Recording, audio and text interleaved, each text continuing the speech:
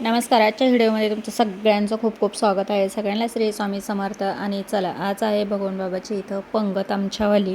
तर छानपैकी इथं पंगत आहे. तर प्रत्येकजण पंगत देत असतं आणि दोघं तिघं जण पंक्तीमध्ये असतात किंवा सेपरेट पंगत काय वगैरे भेटत नाही. तर चला, आज पंगत आहे छानपैकी आणि कीर्तनसुद्धा आहे. तर तुमच्याबरोबर आजचा व्हिडिओ मस्तपैकी शेअर करणार आहे. शेवटपर्यंत नक्की बघा. तर चला, आता 8 वाजता कीर्तन चालू होणार आहे.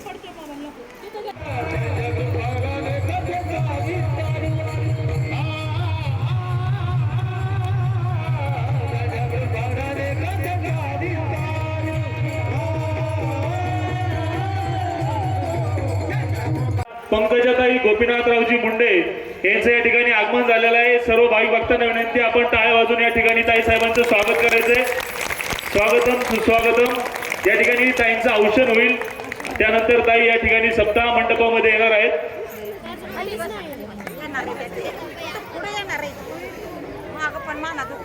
सर्वांनी शांतता राखायची आहे, सर्वांनी शांत बसायचंय.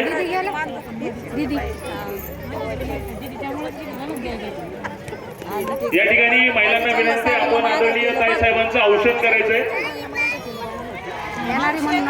कुणी घोषणा द्यायच्या नाहीयेत, कुणी घोषणा द्यायच्या नाहीयेत. सर्वांना विनंती आहे, सप्ताह चालू आहे. कुणी राजमंत्री, लोकनेत्या, नामदार आदरणीय पंकजाताई गोपीनाथरावजी मुंडे ताई साहेबांचं या ठिकाणी आगमन झालेलं आहे. ताई साहेबांचं जय भगवान युवा फाउंडेशन पिंपरी चिंचवड शहराच्या वतीने खूप खूप स्वागत. ताई साहेबांसोबत आलेल्या सर्व राजकीय, सामाजिक, शैक्षणिक, आध्यात्मिक क्षेत्रातील सर्व मान्यवरांचं देखील या ठिकाणी सहर्ष स्वागत. स्वागतम सुस्वागतम. महाराष्ट्र राज्याच्या रणरागिणी लोकनेत्या आदरणीय पंकजाताई गोपीनाथरावजी मुंडे ताई साहेब, आपल्या या ठिकाणी खूप खूप स्वागत. ताई साहेबांना व सर्व मान्यवरांना विनंती, आपण स्थानापन्न व्हायचे समोर.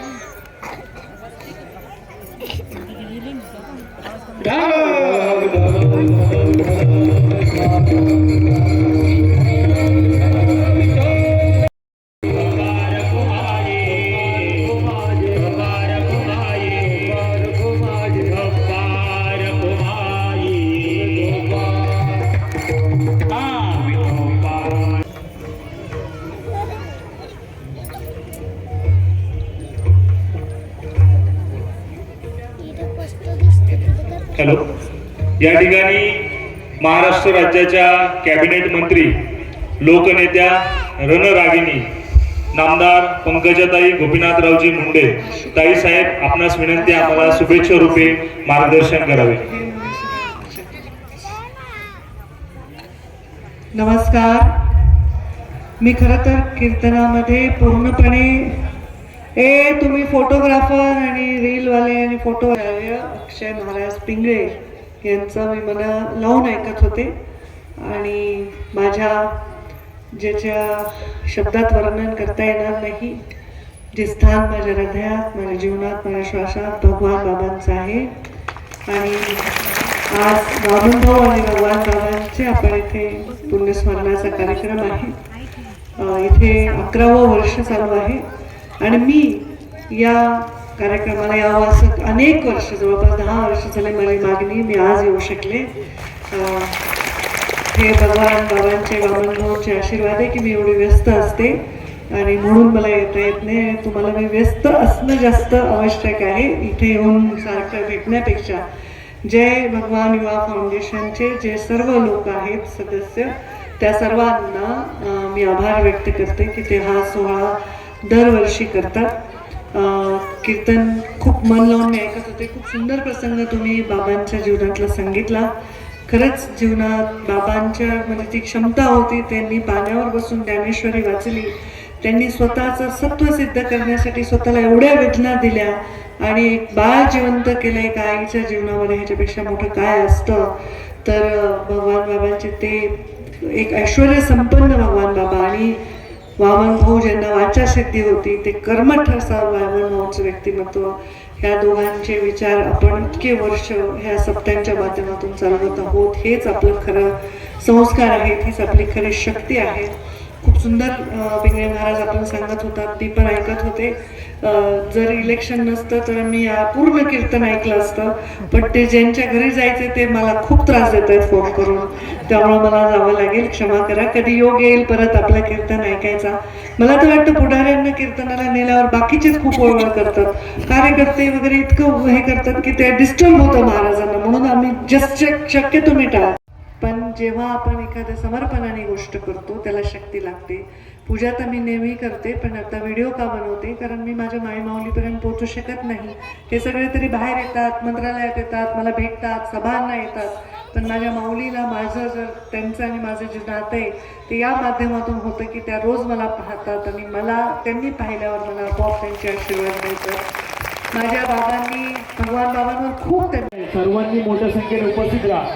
उद्या सायंकाळी 8 ते 10 या वेळेमध्ये हरिभक्त परायण कबीर महाराज अवतार सातारा यांचे कीर्तन अण्णा सुभाष अण्णा नाना समोर महिला असतील तिकडे जागा आहे, पाठवून द्या पटकन. पुरुष मंडळी बरेचसे उभा नाही तर मग पुरुष मंडळी बसवायचे असेल तर बसवा.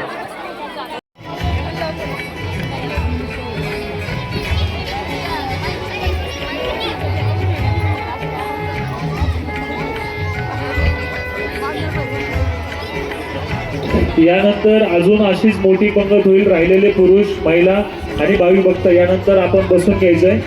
फाउंडेशनच्या बॉडी मेंबरच्या लोकांना विनंती, आपण स्वयंपाकघराकडे जायचंय, टोपलं भरण्यासाठी मदत करायची.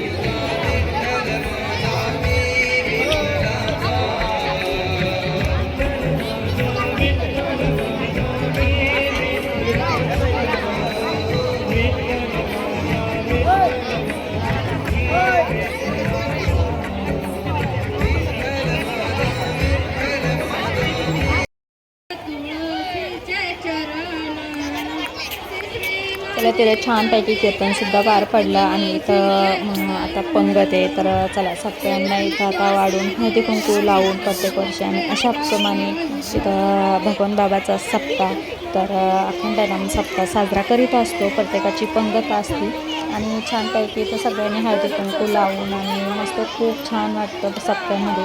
तर चला असाच पुढं आता बघत राहा शेवटपर्यंत काय काय शूट होतं ते.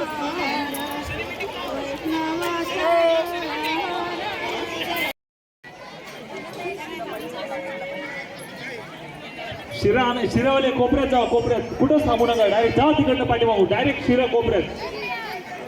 हो थांबा, कोपऱ्यात भेटलाच नाही अजून नागरिक साहेब.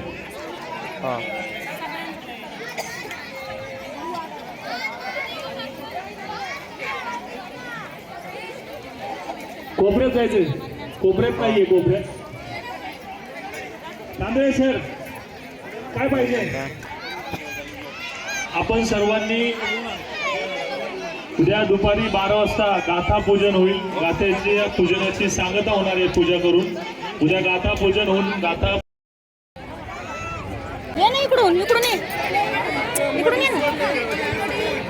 चला वाढायला मदत करायची आहे. कोणाचंही वैयक्तिक नाव घ्यायला लावू नका.